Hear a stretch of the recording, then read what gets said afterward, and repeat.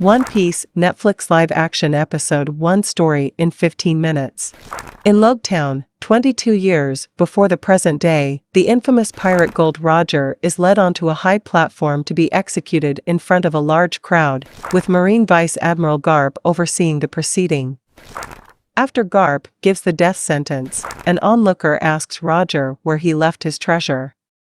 Roger replies that he left it for someone to find it, and is promptly stabbed in the back by his executioners.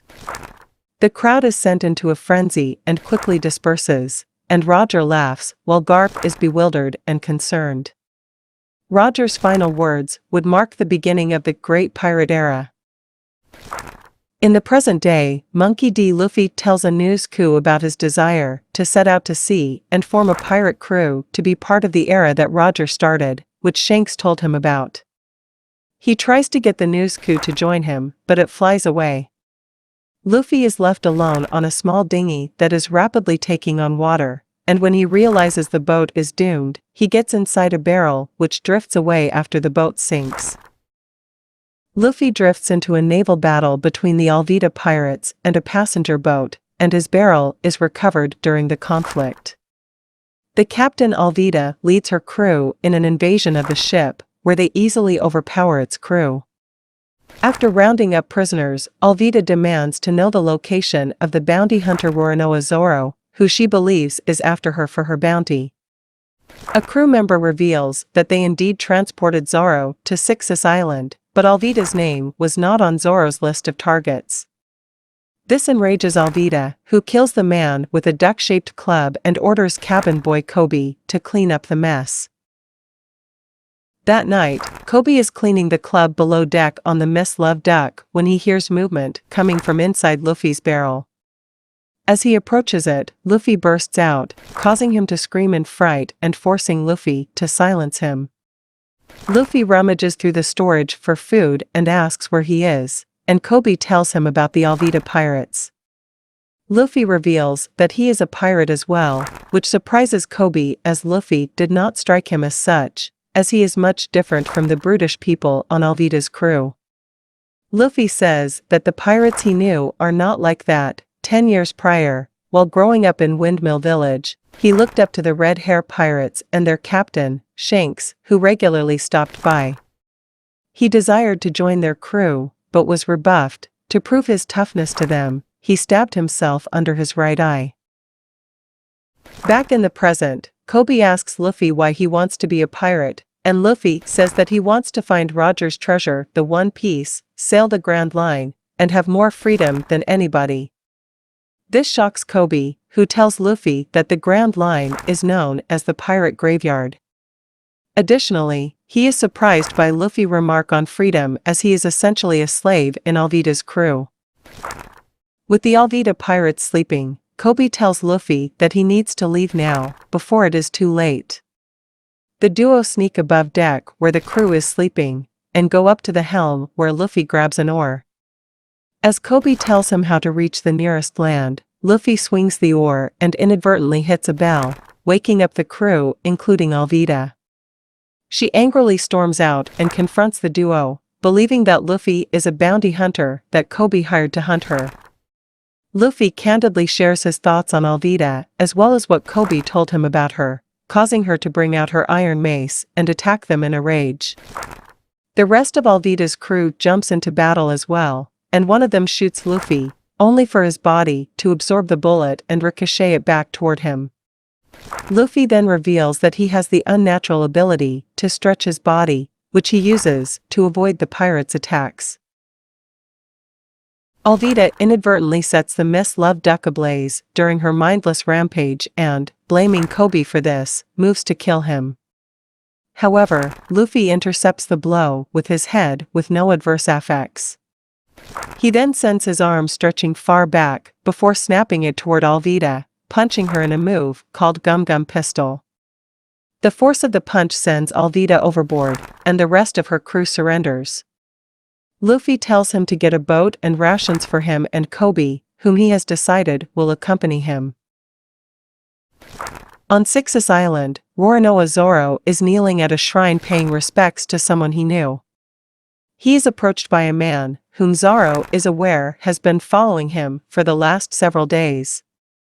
The man introduces himself as Mr. 7 and reveals he has pursued Zoro in order to extend to him an invitation to join a society of assassins known as Baroque Works. Zoro dismisses his offer, having no desire to join and being unimpressed that they only sent number 7 to recruit him. This enrages Mr. 7, who moves to kill Zoro with his 2 swords. Zoro unsheaths 2 swords in turn and the 2 duel, but Zoro soon emerges victorious after bisecting Mr. 7 at the waist, killing him. The next day, Luffy and Koby are out at sea in a small rowboat. Koby asks how Luffy's body can stretch, and Luffy explains it to him. 10 years ago, following his unsuccessful attempt to convince Shanks to take him on, Luffy was with the Red Hair Pirates at a bar. He continued to try pleading for Shanks to take him, but Shanks refused, pointing out that the 7-year-old Luffy could not swim. Luffy stormed off into a room with treasure chests, and he spotted and opened a particular small box. Inside the box was an unusual fruit, and a hungry Luffy decided to eat it. Meanwhile, Higuma and his gang of mountain bandits came into the bar and demanded drinks. However, Makino informed them that she was sold out. Shanks apologized for clearing out the stock and offered Higuma the last bottle. However, Higuma responded by breaking it over the counter in an act of aggression. Shanks in turn reacted by apologizing to Makino and started cleaning up the mess, causing Higuma to mock him and break even more things for Shanks to clean before he and his gang departed. Having seen this unfold, Luffy expressed anger at Shanks, calling him a coward as he believed a real man would have fought back. Shanks was unable to convince him otherwise, and as Luffy stormed out of the bar, Shanks grabbed him by the arm. To the shock of everyone, Luffy continued walking with his arm stretching like rubber. He had eaten a devil fruit known as the gum fruit that turned his body into rubber. Back on the boat, Luffy soon makes it clear that he has no map or any navigational ability, causing Koby to regret going with him. Luffy then asks Koby what he wants to do, and Koby reluctantly reveals that he wants to become a marine.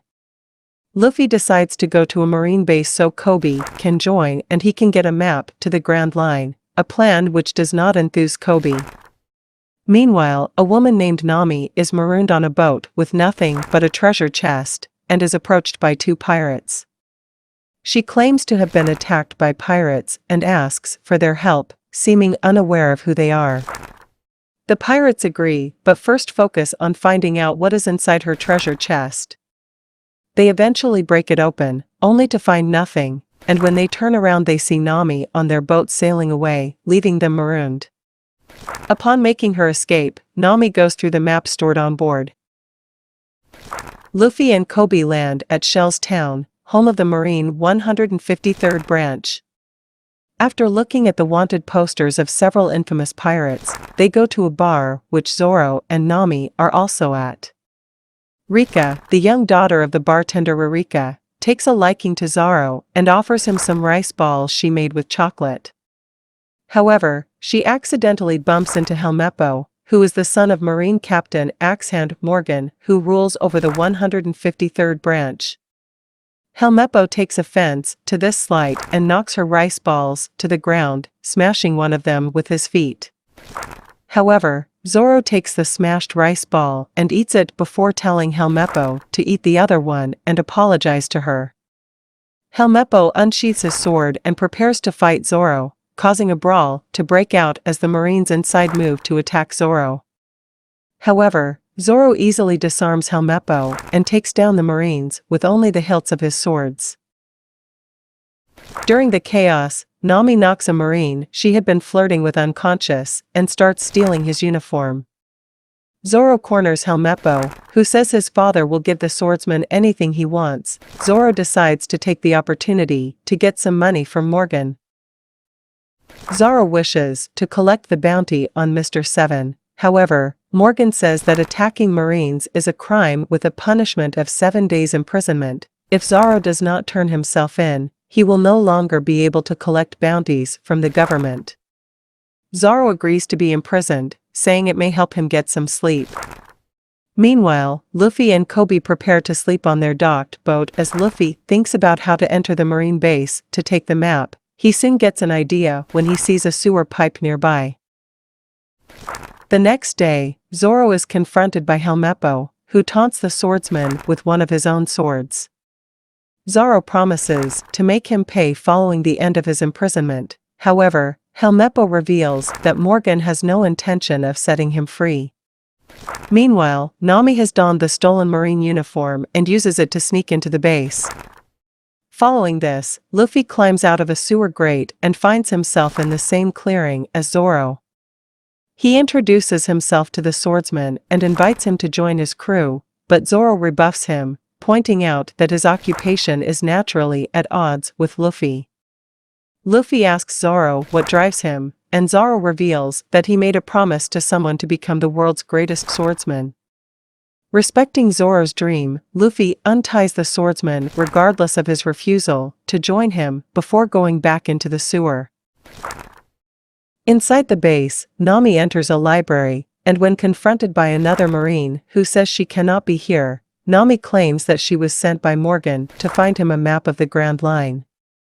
The marine says that there are none here as such maps are kept locked away in Morgan's office, though Nami is able to avert suspicion by telling the marine to verify her doubts with Morgan himself. However, Nami's facade abruptly ends when the marine whose uniform she stole appears, immediately recognizing and exposing her as an imposter. Nami takes out a bow staff and knocks out the two marines, but is then suddenly joined by Luffy, who falls out of a grate in the ceiling. Nami resumes her facade and arrests him, but Luffy says he heard everything and knows she is an imposter. However, he offers to work together as they both have the same goal of finding the Grand Line map. Meanwhile, Helmeppo is in his room naked and playing around with Zoro's swords when Zoro suddenly breaks in. Helmeppo asks if Zoro is going to kill him, and Zoro responds that he has something much worse in mind. Luffy and Nami are walking down the base corridor when they suddenly run into Morgan himself. Nami claims that she is taking Luffy to the brig, and just barely crafts an alibi for her identity. Morgan ultimately lets them proceed, and Nami reveals to Luffy that she pickpocketed the keys to his office during the encounter. Luffy says that Nami should join his crew, but she swiftly rejects him, revealing that she hates pirates. The duo break into Morgan's office and look around for the map. Eventually, Luffy inadvertently triggers a switch that causes a safe to emerge from the floor. Morgan enters the library to find the two marines laying beaten on the floor, who reveal the truth about Nami, causing him to sound the alarm. Morgan goes to his office and uses his axe hand to break through the door. With not enough time to open the safe, Luffy is able to use his strength to pull it off the floor. The sudden force once the safe is broken out launches Luffy and Nami out the window and into the clearing down below. Morgan and his men quickly race down to confront the duo, who are joined by Zoro as they fight back against the onslaught of marines. When Morgan arrives, Luffy and Zoro take him on while Nami handles the remaining foot soldiers. Morgan proves to be a much tougher foe compared to his troops, possessing significant physical strength as well as his dangerous axe hand. However, Zoro is able to get the upper hand against him once he reveals his three-sword style. Zoro uses his swords to hold down Morgan's axe hand, allowing Luffy to launch a stretched kick called Gum Gum Whip that strikes Morgan in the face, defeating him. Zoro picks up the safe with the maps and takes it down to Luffy's boat with Luffy and Nami. Although Luffy starts referring to the three of them as a crew, the other two adamantly reject the label. As Luffy prepares to go find Koby before departing, Helmeppo appears, with his hair having been mangled by Zoro's swords, in order to arrest the trio. However, Koby arrives and knocks him out, much to Luffy's delight. Luffy tells Koby that it is time to go. However, Koby reveals that he is not going with them as he wants to join the Marines here and make his own choice for the first time in a long time. Luffy approves his resolve and, although the two know they may be enemies in the future, they part ways on this day as friends. On a marine battleship out at sea, Garp receives a call via Den Den Musi from Shell's town reporting that a pirate in a straw hat stole a map to the Grand Line. Garp takes the news very seriously, and he and Bogard prepare to head to Shell's town. Elsewhere, Kabaji, who was in the bar at Shell's town with Luffy's trio, reports to his captain Buggy about meeting the three pirates and their acquirement of the map. He says he could not stop them because he was outnumbered, and Buggy sits plotting to take the map for himself. Don't forget to subscribe, click like, and share this video. See you later in next video.